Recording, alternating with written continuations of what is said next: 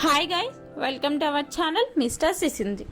Yashmi big boss Telugu season 8లో ఒక strong contestant అని చెప్పాలి.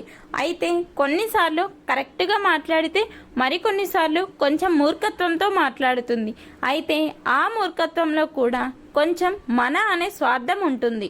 అయితే యష్మి తాజాగా మెగా చీఫ్ పృథ్వీకి విన్నింగ్ ఇవ్వలేదు అంటూ ప్రేరణపై ఫైర్ అయిన సంగతి తెలిసిందే.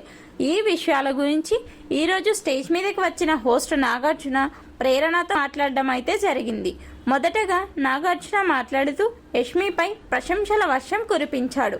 ఈ వారం జరిగిన సర్వైవల్ ఆఫ్ ది ఫిట్టెస్ట్ టాస్క్లో భాగంగా రెండో ఛాలెంజ్లో విన్నర్గా నిలవడంతో అభినందించడం జరిగింది. మంచిగా బాల్స్ని హ్యాండిల్ చేశావు, సూపర్ యష్మి అంటూ చెప్పడంతో హ్యాపీగా ఫీల్ అయ్యింది.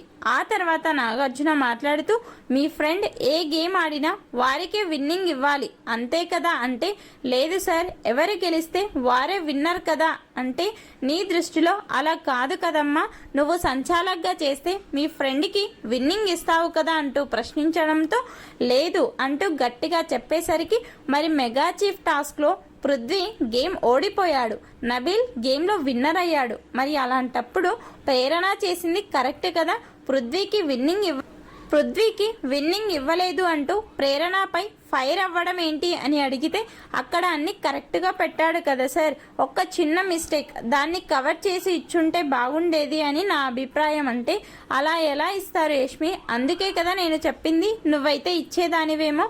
ఎవరు కూడా అలా టాస్క్లో తప్పు చేస్తే విన్నింగ్ ఇవ్వరు.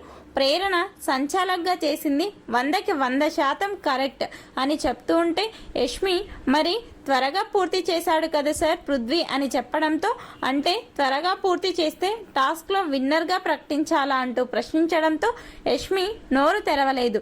అక్కడ ప్రేరణ తప్పేమీ లేకపోయినా నువ్వు అనవసరంగా ప్రేరణపై ఫైర్ అయ్యి కన్నీళ్లు పెట్టుకుంటూ నానా రచ్చ చేశావు. మీ ఫ్రెండ్ ఓడిపోయాడు అని ఎమోషనల్ అవ్వడంలో తప్పు లేదు, కానీ సరైన నిర్ణయం తీసుకున్న ప్రేరణపై ఫైర్ అవుతూ కన్నీళ్లు పెట్టుకోవడం కరెక్ట్ అస్సలు కాదు.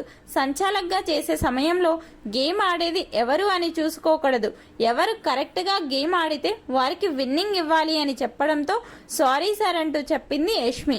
ఇక ఆ తర్వాత మణికంఠతో అసలు నీకు ఉన్న ప్రాబ్లం ఏంటి, ప్రతిసారి మణికంఠతో గొడవ ఎందుకు పడుతున్నావు అంటూ ప్రశ్నించడంతో, వాడితో నాకు గొడవ ఏమీ లేదు సార్, వాడు మాట్లాడే మాటలు నాకు నచ్చవు, అందుకే ఇదంతా జరుగుతుంది అంటే, నువ్వు కూడా అలాగే ప్రవర్తిస్తున్నావు కదా యష్మి అంటూ నాగార్జున అనడంతో యష్మి లేదు సార్ అంటూ చెప్పే ప్రయత్నం చేసింది.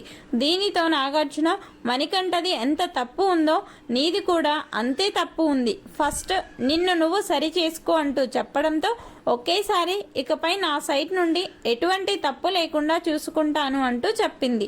ఫైనల్గా నాగార్జున యష్మితో మాట్లాడిన మాటలపై మీ అభిప్రాయాన్ని కమెంట్స్ రూపంలో తెలపండి. మరిన్ని బిగ్ బాస్ లైవ్ అప్డేట్స్ కోసం మన ఛానల్ను చూస్తూ ఉండండి. Please subscribe our YouTube channel mister సిసింద్రి.